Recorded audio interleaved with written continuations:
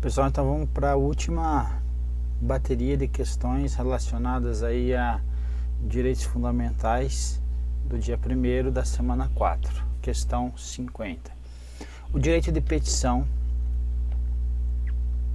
configura um instrumento de controle administrativo. Então, peticionar, eu vou pedir algo para a administração, que a ideia é do controle, é de uma fiscalização, de um acompanhamento de algo que está acontecendo no âmbito administrativo, ok? Então, por meio dele, assegura-se a qualquer pessoa a defesa de direitos individuais ou coletivos.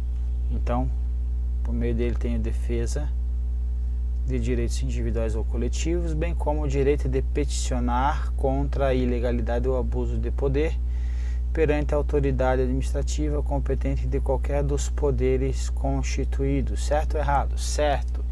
Então, é assegurado aí, então, inclusive pela lei aí que a gente vai estudar também, lei de acesso à informação, ok? Então, a questão está correta, está prevista no artigo 5º, inciso 34. Veja só. São a todos assegurados, independente do pagamento de taxas, direito de petição aos poderes públicos em defesa de direitos ou contra a legalidade ou abuso de poder. Então, direitos individuais e coletivos, inclusive aí. Questão 52 é uma questão que eu coloco aí que é bola fora, que é a questão que ela não está prevista agora nesse conteúdo, ok? Do direito constitucional. A gente vai comentar elas aí. Adquirir uma personalidade jurídica, a pessoa jurídica torna-se suscetível de direitos e obrigações e passa a ter existência própria, independente da pessoa, de seus sócios, instituidores e administradores. Ou seja, a partir do momento que ela é instituída, ela passa a pessoa jurídica a ter o que? Direitos e obrigações, e esses direitos e obrigações não confundem com os direitos e obrigações dos seus sócios, ok? Cada um tem seus direitos e obrigações distintos. Mas aí o Código Civil diz que em caso, então aquele caso de abuso, a personalidade jurídica caracterizada pelo desvio de finalidade, ela pode deixar de ser considerada para estender aí, para ser estendido os bens de particulares dos administradores ou dos sócios da pessoa jurídica. O que ele está me dizendo aqui? Que então a pessoa jurídica, ela tem em regra ela tem, não vou me ater muito a isso, mas a pessoa jurídica tem em regra o que? Direitos e obrigações, exceto quando o que? Então é exceção, a regra ela tem, exceto quando estiver configurado nessa situação aqui, quando estiver tentando acobertar os atos dos sócios para ter o desvio de finalidade aí. Então, nesse caso, eu desconsidero os direitos e obrigações da pessoa jurídica e alcanço os administradores e sócios da empresa, ok? Mas a questão aí está fora do contexto, então não precisa se preocupar aí. No dia 4 de janeiro de 2016, o movimento Tarifa Zero convocou os cidadãos a participar da manifestação contra o aumento de tarifas de trens, ônibus e metrô.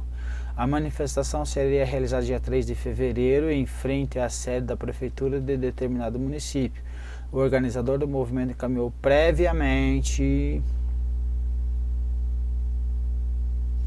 a data prevista para a realização do evento, ofício à prefeitura e às demais autoridades avisando, correto? Tá certo isso? Tá certo. Sobre a manifestação, em resposta ao ofício, a prefeitura informou que não autorizaria a realização do movimento em qualquer das áreas públicas daquele município, sob o fundamento de que o município ainda não havia legislação disciplinando o exercício do direito de reunião. Então isso daqui não precisa, perfeito, então está incorreto aí a fundamentação da prefeitura. Vamos ver o que o examinador pergunta.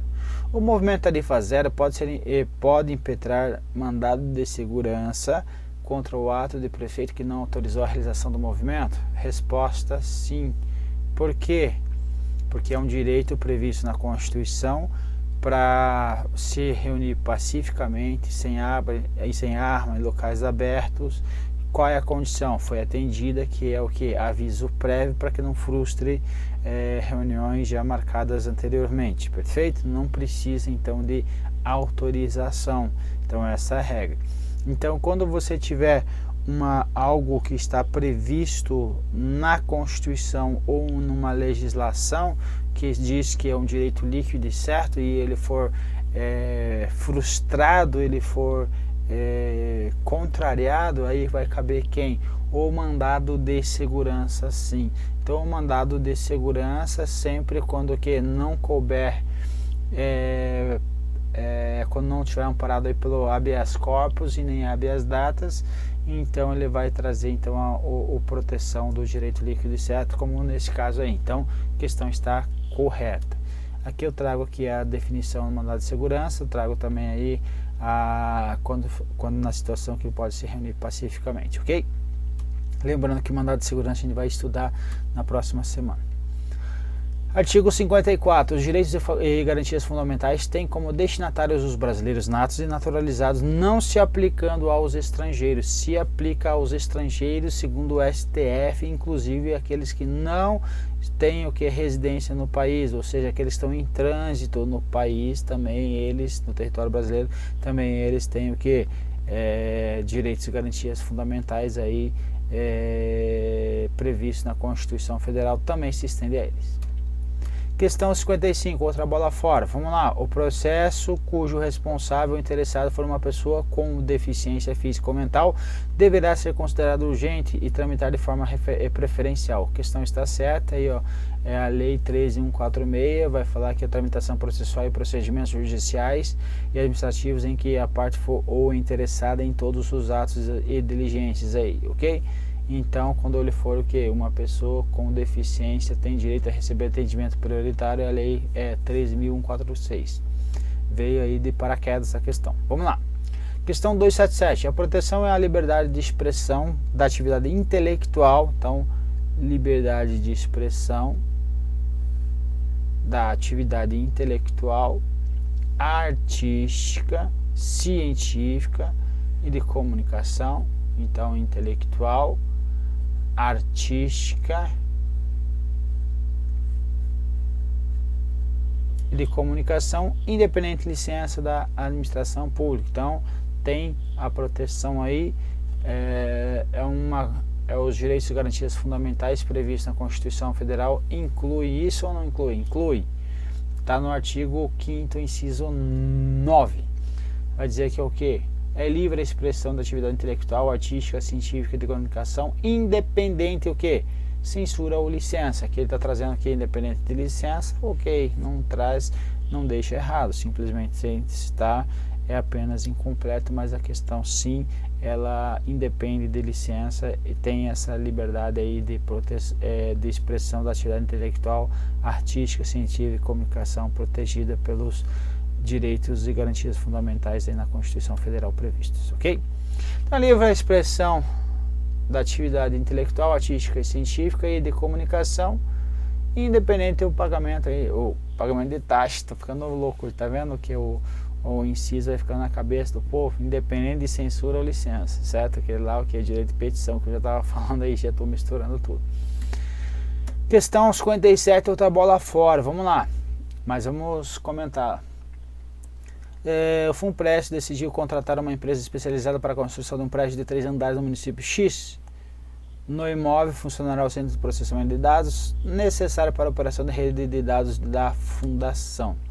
O município X aplicou uma multa, aqui está o cerne da questão, aplicou uma multa ambiental à fundação sob a alegação de que a execução da obra havia sido feita em desacordo com o artigo 3º da Lei Municipal número 1, que prevê regras ambientais específicas do município relativa à defesa do solo. Vamos ver lá na frente agora, só que ali eu preciso, porque não vou perder tempo, porque é uma questão que não está na nossa... Está no direito constitucional, a gente vai ver lá na frente ainda, ok? Artigo 3º da lei em apreço é inconstitucional, porque ela está tratando de direito ambiental, ok? Por incompetência legislativa da matéria aqui nele tratada. Veja só, o STF diz que o município é competente para legislar sobre meio ambiente com a União, estados no limite de seu interesse local, tendo em vista lá que o artigo 30 da Constituição Federal vai dizer que compete aos municípios suplementar a legislação federal e estadual no que couber. Perfeito? Então, nesse caso, está correta a questão aí. Então, aliás, está correto que ele pode legislar, mas a questão está dizendo que ele não pode, e está dizendo que o artigo 3º é inconstitucional. A resposta vai estar errada porque ele é constitucional, perfeito? Mas a gente vai ver com mais calma esse material aí, essa questão aí na frente, ok? Mais à frente nos nossos estudos. Da mesma forma, essa questão 62 aqui. No caso de autoridade federal do Instituto Nacional de Seguro Social indeferir legalmente benefício previdenciário a determinado cidadão, caberá o juizamento de mandado de segurança, sendo nesse caso da Justiça Estadual a competência para julgá-lo, desde que a comarca não seja de vara de juízo federal. Ok? Então isso aqui a questão está errada, a gente vai comentar, não vou perder tempo aí, a gente vai comentar lá no mandado de segurança, perfeito? Então deixa em stand-by essa questão aí.